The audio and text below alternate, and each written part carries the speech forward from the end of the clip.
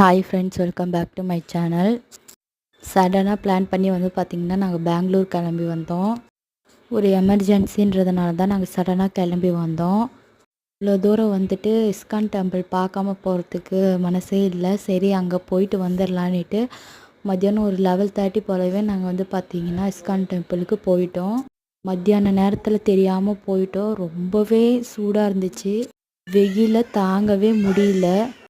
எப்படியோ போய் சாமியை பார்த்துட்டு வந்துட்டோம். ரிட்டன் வெளியே வரும்போது பார்த்திங்கன்னா நிறைய ஸ்டால்ஸ் எல்லாம் போட்டு வச்சிட்ருந்தாங்க. ஸ்நாக்ஸ் ஐட்டம், அப்புறம் பார்த்திங்கன்னா கிருஷ்ணரோட புக்கெல்லாம் இருந்துச்சு. அதெல்லாம் பார்த்துட்டு மட்டும் வந்தோம். ஏன்னா நாங்கள் பிளான் பண்ணியே வரலை.